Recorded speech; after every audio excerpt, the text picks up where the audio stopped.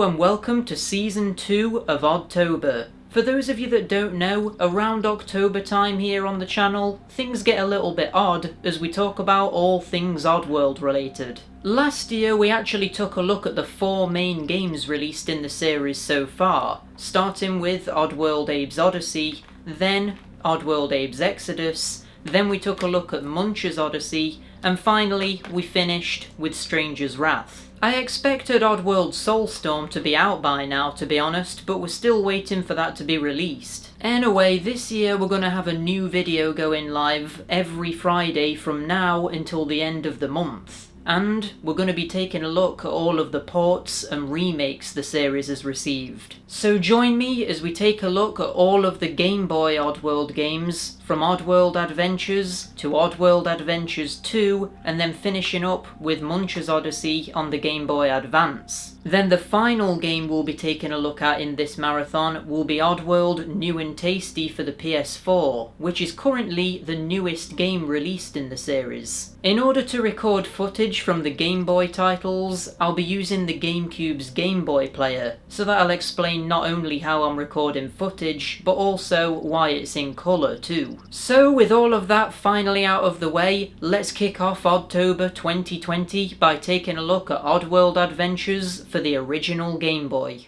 Despite being a huge fan of the Oddworld games, I've actually never played any of these Game Boy versions before, and judging from how little information there is about them on the internet, I doubt many of you have either.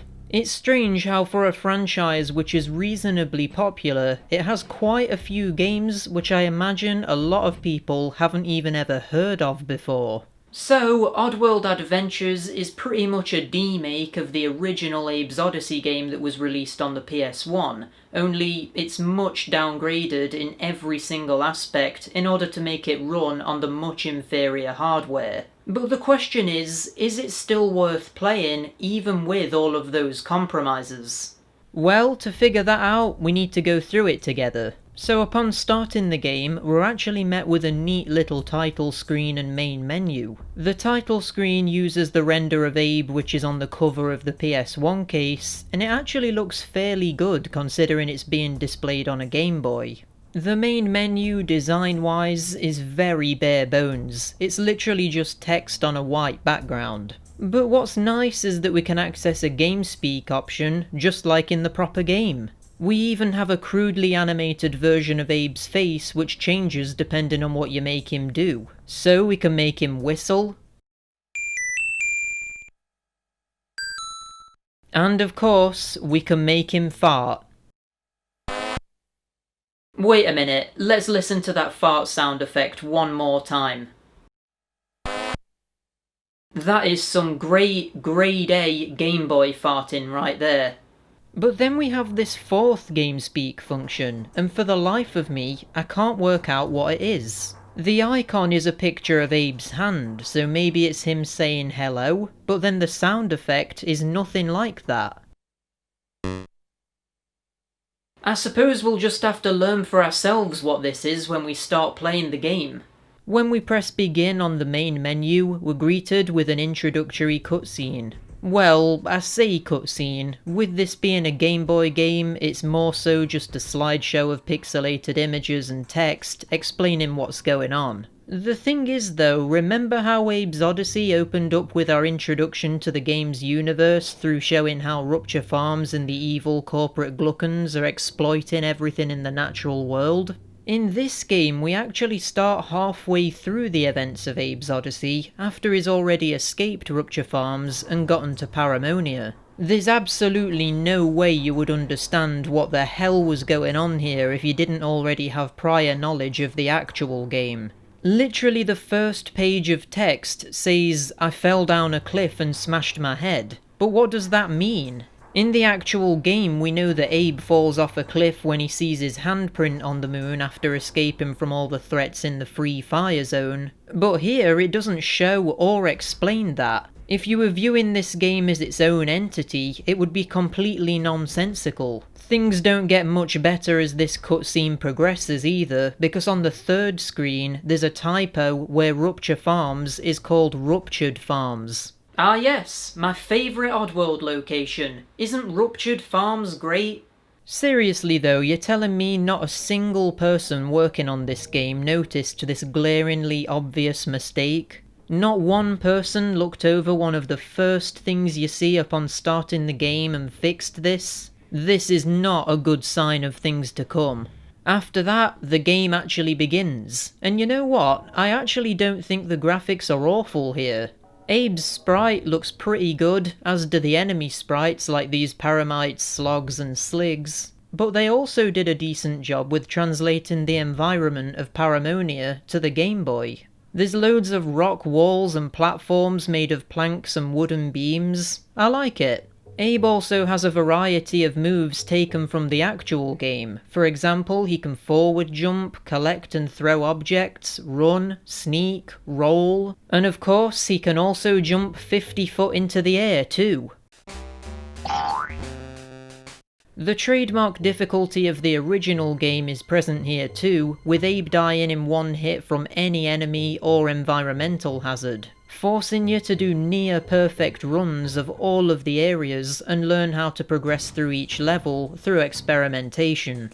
With the game's first area being Paramonia, we're instantly introduced to the bell ringing and flintlock mechanic from the temple area of the proper game, and after a short tutorial section explaining how this works, as well as introducing us to some enemies and our possession ability, we're thrown into the temple hub area where we can choose from a series of doors, each containing a level where you need to light the flintlock and learn a bell chime in order to ring the bells to unlock the exit.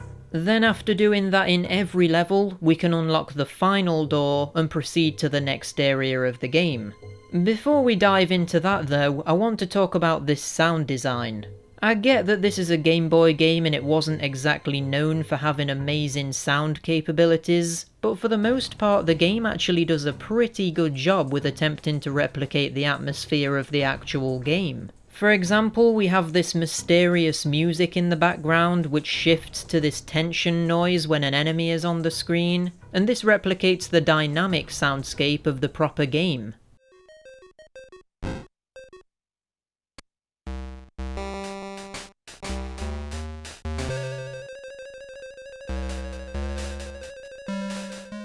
But then, we also have these examples of sound effects which by comparison are absolutely ridiculous and made me chuckle when I heard them for the first time. I mean, this is what the paramites are supposed to sound like. And now, they sound like this.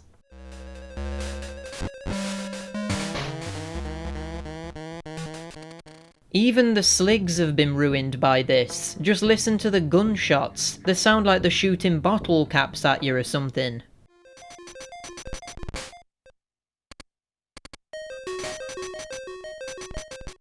It makes the enemies a lot less threatening than in the original game, but hey, at least it's entertaining.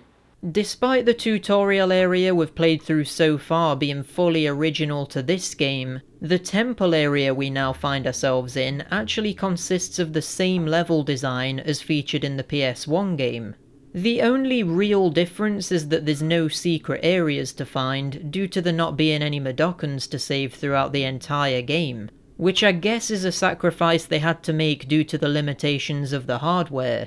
But wait, didn't the cutscene at the start of the game state that Abe's fate was to rescue the rest? But we aren't rescuing anyone in this game, so again, this is another element that makes no sense unless you've played the proper game. Other than that, there's a couple of examples of where things have been very slightly tweaked, such as here with these bees, where they now move up and down and you have to time your movement to avoid being killed by them. Whereas in the original game, you could destroy the nest and have the bees attack the paramite below. But yeah, apart from that and a few other examples like this is actually a pretty good one-to-one translation of the actual game. Obviously the controls aren't as good, with the Game Boy only having 2 face buttons, a D-pad and a start and select button. They kinda had to get pretty inventive with the mapping here. Unfortunately, this is probably one of the biggest downfalls of the game because it just feels so unintuitive. For example, in order to do a forward jump, you have to press the standard jump button, then instantly after releasing it, press the direction you want to jump in. If you leave it a fraction too late or press it too early, Abe will instead jump straight up into the air. So don't expect to be pulling off any fast movement here. Another example of awkwardly mapped controls is that in order to sneak, you have to hold up on the D-pad and then also press left or right to move. But then the up button will also make Abe jump into wells. So this sometimes trips you up because of course they placed sleeping enemies that you have to sneak past right next to wells. I feel like maybe they could have done a little bit better with this. Like maybe just pressing the up button could have made Abe jump straight up, and then pressing the jump button could have made him jump forward. But it's whatever. When you get used to the clunkiness, it does work, so let's just move on. What I was quite surprised by here is the amount of elements they actually carried over from the main game. Like for example, there's this one bit where you need to learn a whistle password and relay it to a native Madokan to get the ability to chant and destroy bombs on the screen. If I hadn't played the original, I wouldn't have had a clue what was happening here, because there's no audio-visual feedback when you chant showing that it would destroy bombs. So it definitely helps to have knowledge of the proper game before playing this. But hey, the fact this is even here at all is pretty cool. What isn't so cool is that the game has these really random elements to it that make it very unpredictable and difficult to figure out. Like there's this bit here where you're supposed to lure this slig onto another screen so that you can possess it and make it kill another slig. But when you go onto the screen to entice the slig to move back to the previous one, he sometimes just instantly shoots you, but then sometimes he also doesn't. It kinda just feels like there's elements here that straight up don't work properly, and don't even get me started on the timed bombs. Oh lord. While it's nice that these are in the Game Boy version at all, I swear to you that the timing of the button press to deactivate these things without blowing yourself up is wildly inconsistent. Sometimes I was able to do it with absolutely no issues whatsoever, and then other times I would blow myself up 3 or 4 times in a row despite pressing it at near identical times. Then when you take into consideration that dying in any of these areas sends you all the way back to the start of the level, it can become extremely annoying having to replay these sometimes huge sections which feature many death traps all over the place. It's like a gauntlet of perfection. At least you get a password after every area, so if you were getting too annoyed, you could turn it off and come back later, but that's a small mercy. Anyway, after finding all of the flint locks, you open up the final door, which leads to the Paramite Nest. This is pretty difficult in the actual game, but here, it's absolutely infuriating. The controls being so sluggish means you'll often die through no fault of your own, but as well as that, there's so many instant death traps which come out of nowhere and simply do not give you enough time to get through on your first attempt. I had to repeat this entire level over and over again, learning how to basically perfectly speedrun the entire thing just to get through it and move on to the next area. Interestingly, the next area of the game is still Paramonia, but it consists of fully original levels rather than ones taken from the original PS1 game. This in theory is pretty interesting because it gives us a glimpse of areas of the temple that we've never seen before. But I wish we hadn't seen them because the level design here is horrendous. The levels here feature some of the worst level design I've seen in a long time. This level here really sums up all of my problems with them, so I'll break this down for you. You start the level and can pretty much instantly possess this slig. Upon using the slig to walk to the next screen, there's nothing to do, so you make him fall down a hole and he dies. You then carry on as Abe and get a rock from a bag, do a short platforming section, and enter an area with 2 paramites and a bomb. Obviously, you use the rock to destroy the bomb, jump over the paramites, and move on to this section with 2 timed bombs. Inevitably, you'll blow yourself up on the bombs and have to repeat all of the previous steps about 20 times, because even if you get past the first bomb, you'll blow yourself up on the second one. But after finally getting through that, you'll enter this area where there's a lever and 3 bombs next to it. You can't get to the lever without first destroying the bombs. So wait, you're expected to go back to that rock bag all the way at the start of the level 3 times in order to destroy all of the bombs? Well, no.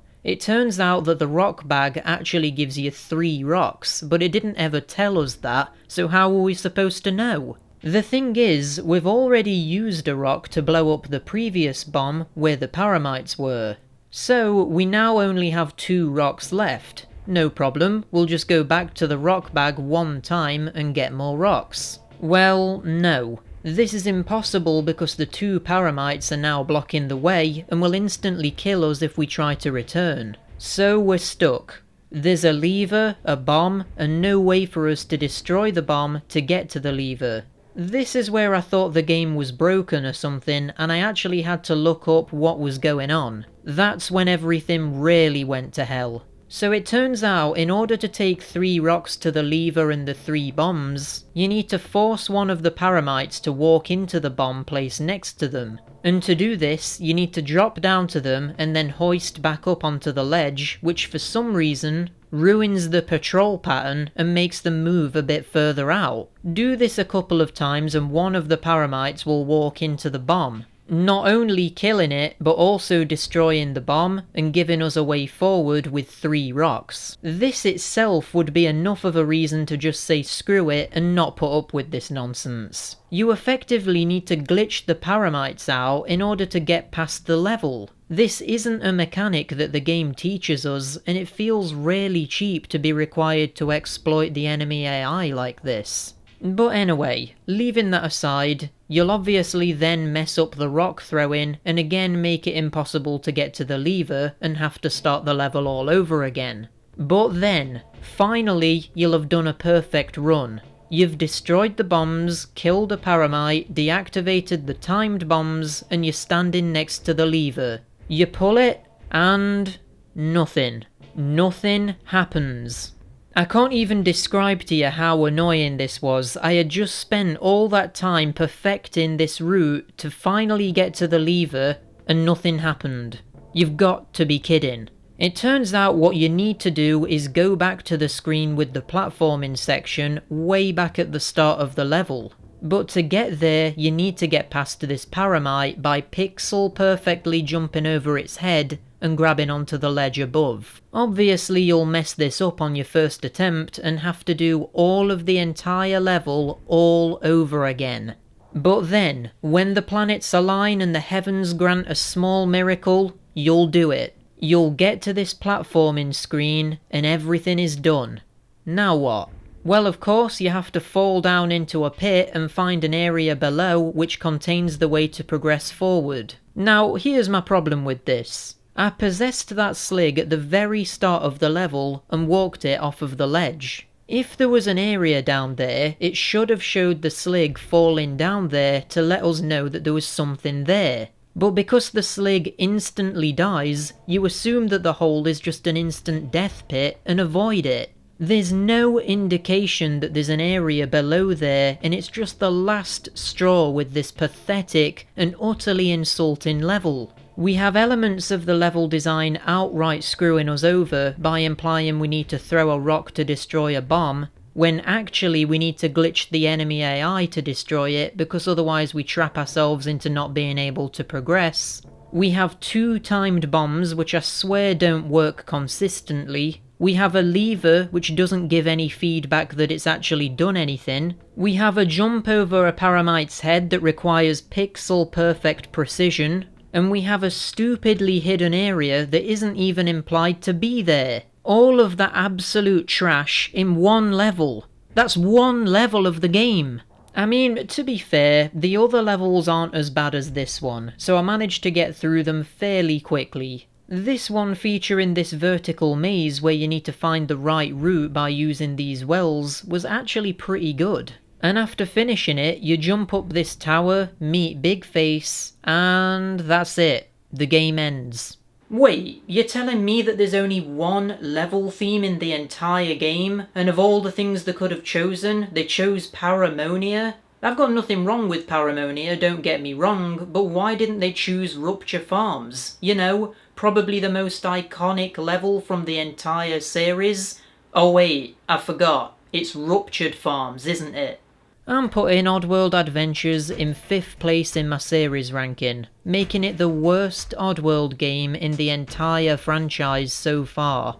Just as a final slap to the face when you finish it, it even has the audacity to tell you how many times you've died, or rather, missed. Which kinda feels like the game is just openly mocking you at this point. But I guess it does give some form of replay value, because you might want to see if you can do it without dying, or at least dying less. But good luck with that, because I'm not trying again. It has bad controls, bad level design, it feels like elements of it don't work properly, and some of its mechanics are very underdeveloped and underutilized. I mean, the whole whistle password thing, for example, is literally only used one single time in the whole game. Plus, the story is watered down to such an extent that it makes no sense when viewed as its own product. And on top of all of this other stuff, there's only one goddamn level theme. For everything bad I have to say about it though, I can't deny that it does have a certain amount of charm.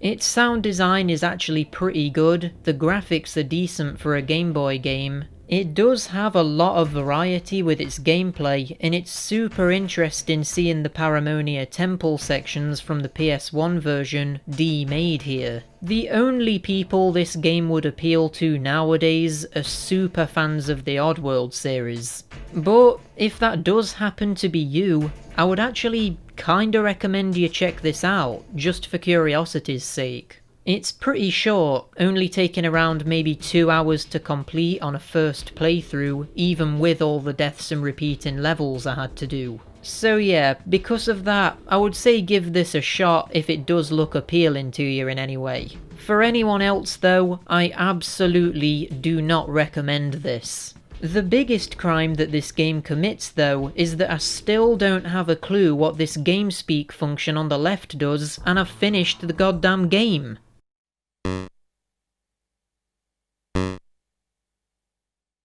I have to wonder if there's anyone out there who actually played this version of the game before playing the PS1 or PC versions, and this was their introduction to the Oddworld universe. There has to be some poor soul out there that didn't have a PS1 or a PC, but had a Game Boy, heard about how good the Oddworld games were, and so picked this up instead of the proper games. How disappointing. But anyway, I think that about wraps up Oddworld Adventures. But we're not quite done with the Game Boy just yet, because next week we're going to be taking a look at the direct sequel to that game with Oddworld Adventures 2. I can only hope that with this being on slightly better hardware, being compatible with the Game Boy Color, it improves on the original game a significant amount. But we'll have to wait until next week to find out. Until then though, if you enjoyed this video, give it a like, subscribe to see more stuff like this coming soon, and leave a comment down below letting me know if you've even ever heard of the Game Boy games in this series, let alone played them. And until next week, bye!